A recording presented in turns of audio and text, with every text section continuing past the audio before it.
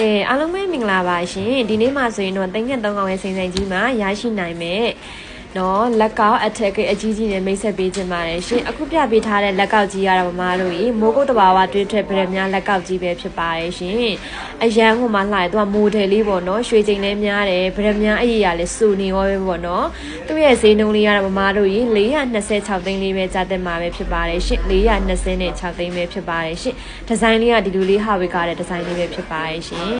ကဲနောက်ထပ်တော့ဒီဇိုင်းလေးရတော့မမတို့ကြီးနီလာပဲဖြစ်ပါတယ်ရှင်နီလာနဲ့စိန်နဲ့ခတ်ပေးထားတဲ့ဒီဇိုင်းလေးပဲဖြစ်ပါတယ်ရှင်မိုးကုတ်တဘာဝတွင်းထွက်နီလာပဲဖြစ်ပါတယ်ရှင်ဈေးနှုန်းလေးရတော့မမတို့ကြီး318သိန်းလေးပဲကြာတက်မှာပဲဖြစ်ပါတယ်ရှင်318သိန်းပဲဖြစ်ပါတယ်ရှင်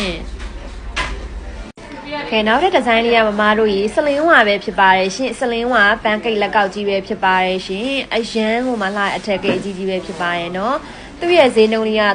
356သိန်းလေးပဲဖြစ်ပါတယ်ရှင်အထက်ကအကြီးကြီးနဲ့အရန်ကိုမလာဒီဇိုင်းလေးပဲဖြစ်ပါတယ်ရှင်ကဲနောက်ထပ်တော့ဒီဇိုင်းလေးကမမတို့ကြီးအရန်ကိုမှချစ်စရာကောင်းတဲ့ Bluetooth ဘက်လက်ကောက်လေးပဲဖြစ်ပါတယ်ရှင်ပန်ကနုတ်လေးနဲ့ပေါ့နော်သူ့ရဲ့ဈေးနှုန်းလေးကမမတို့ကြီး664သိန်းလေးပဲကြားတက်မှာပဲဖြစ်ပါတယ်ရှင်664သိန်းမှာ